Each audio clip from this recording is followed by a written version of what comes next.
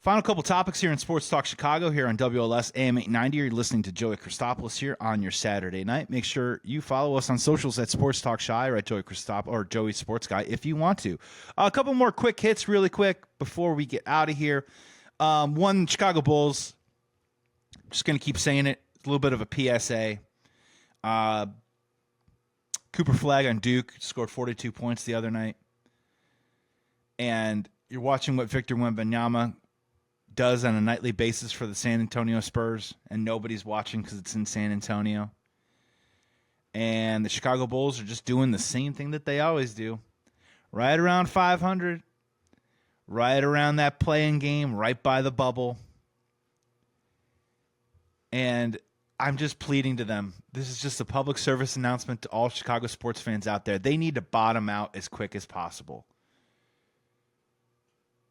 If they get out of the top 10 in the NBA draft, they lose their first-round pick.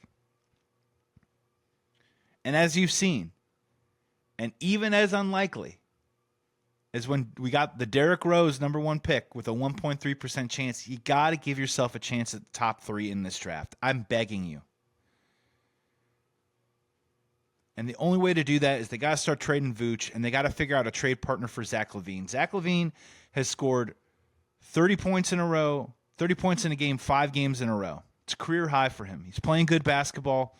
His value is probably back at least at a tradable place. And now is the time, if ever, to do it. Vooch is having a great year, too, as well. This actually might work out well for the Chicago Bulls. Both those players that they want to trade are having good seasons right now. But they got to make these moves, and they got to make them quick, because this team needs to bottom out fast. And I'm not saying anything new in the NBA. You need a superstar to turn everything around. You need a head of the snake. The Chicago Bulls, they got a bunch of pieces that I actually kind of like on this team, but there is no head of the snake on this team. There isn't one guy. There isn't the straw that stirs the drink. I'm going to keep using cliches until you get my point. There's no superstar on the Chicago Bulls, and they will not win until they get one. So they need to bottom out. They need to try to lose as many games as they can. They're not going to be the worst team in the NBA, but they need to get close. And I promise you, if it isn't a Cooper Flag, it could be an Ace Bailey.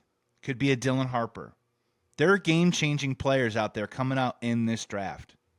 The Bulls have to get their hands on one of them, no matter what it takes. Look at San Antonio. They bottomed out. They got the number one pick. They have Wembanyama, and I guarantee you they're going to be playoff bound, if not this year, every single year after that. The Bulls can't half their way through this, and there aren't any free agent superstars that are going to be wooing into the Berto Center anytime soon. They need to bottom out, and they need to bottom out now. I'll just throw a little quick one at the White Sox and the Blackhawks. I mean, guys, what are we doing? What's the plan? I mean, White Sox, I get it. They don't really have a plan. Their plan is to stink for at least another year. And then God knows what happens after that. I've talked at length about, hopefully, the hope is that with Will Venables, he can develop and restore some of the value of some of the guys that they were hoping and banking on, like an Andrew Vaughn of the world, to play better baseball this year amidst a lot of losing. And the Chicago Blackhawks, it's the same stuff. I mean, man, that Seth Jones contract is bad, folks, and he's losing ice time now. He hurt his foot, he's playing hurt, and he's wildly ineffective, and he's costing his team goals and victories, and he's losing ice time. They can't do anything until they get his, $8-9 million off the books, and it's going to be tough to trade.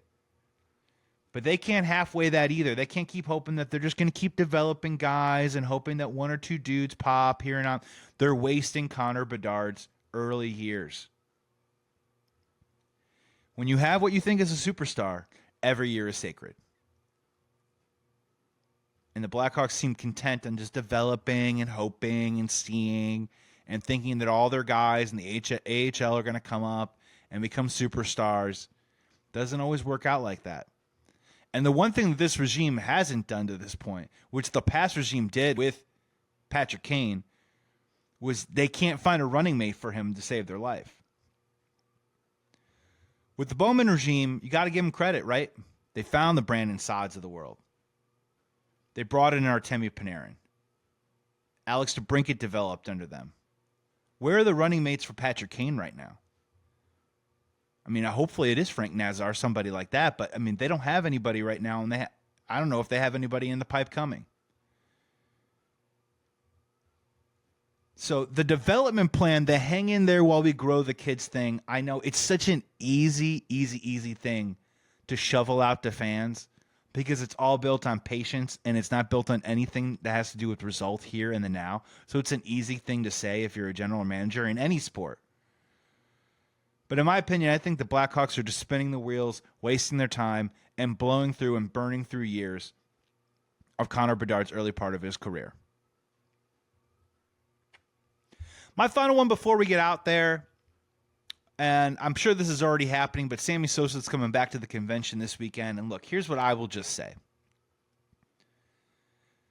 I will never advocate for somebody injecting something into their body that's going to be harmful, that's going to cause some sort of adverse effect, or it's going to decrease their quality of life later on. I'm also never going to advocate for somebody putting something in their body when it is strictly illegal and they get tested for it and they get busted for it. And for those that people believe cheated the game, I mean, Sammy Sosa's punishment is going to be what it is. He's never going to make it to the Hall of Fame. He has over 600 home runs, and they're never going to put him in there. And that's going to be punishment enough. But I will say this, that Sammy Sosa at the convention this weekend, I know there's going to be some people that are going to boo him. I think at some point, though, I think Sammy Sosa needs to be cheered. At the very least, you will never know, and I will never know when and how much and how little and when it happened and when it didn't happen. All we know is that we watched Sammy Sosa go out there every single day, play as hard as possible, hit balls 4,000 miles into the air, deep down the streets at Wrigley, and we cheered for him. And he was a reason to watch baseball, and he was a big reason why in 98 to 2003, to even the 2004, 2005 seasons, the Chicago Cubs became relevant again. They tried to compete again. They actually tried to win that elusive World Series. And I'm not telling you how to fan. I'm just saying that if I saw Sammy Sosa at the convention, I would cheer for him.